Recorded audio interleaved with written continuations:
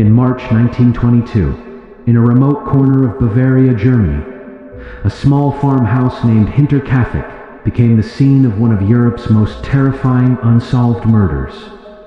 A family of 6, slaughtered in cold blood, but what truly chills investigators is that the killer may have stayed inside the home for days, living among the bodies.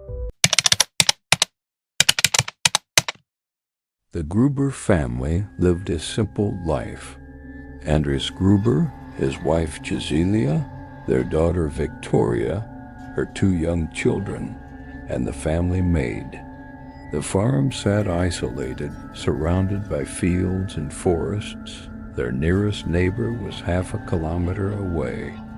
But for weeks, strange things were happening at Hinterkaifeck. Footsteps in the attic, keys vanishing, a strange newspaper found inside the house from a city no one in the family had visited. Andreas even told neighbors he saw footprints in the snow leading to his home, but none leading away. On the evening of March 31st, 1922, the family vanished.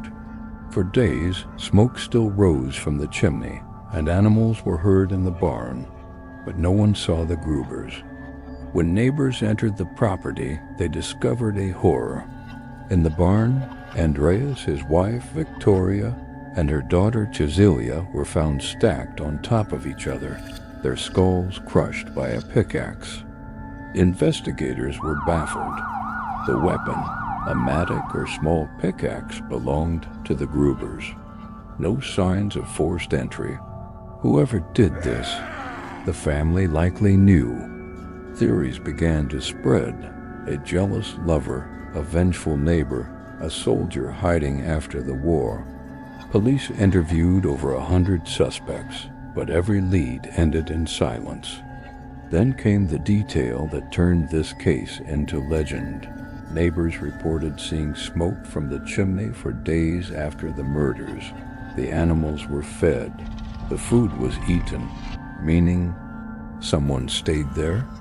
And little Cecilia, the 7-year-old, had clumps of her own hair in her hands. She had torn it out, suggesting she was alive for hours after the attack. Over the decades, several theories have haunted Hinterkaifeck. Some believed the neighbor, Lawrence Schlittenbauer, was the killer. He had a child with Victoria and often visited the farm.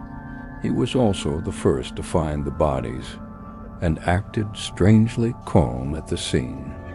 Others say it was a wandering stranger, perhaps a soldier or vagrant, who found shelter, killed the family, and lived in the house afterward. And then came the ghost stories. Locals whispered that the footsteps Andreas heard were not human at all. Some even claimed to see a woman's figure in the attic window after the crime. The farm was eventually demolished. A small shrine now stands where the murders occurred, but no killer was ever found. Even modern DNA tests have failed to provide answers. For a century, the case has remained open in spirit, part true crime, part ghost story. Some say, on quiet nights you can still hear footsteps in the attic, waiting for the next family to come home.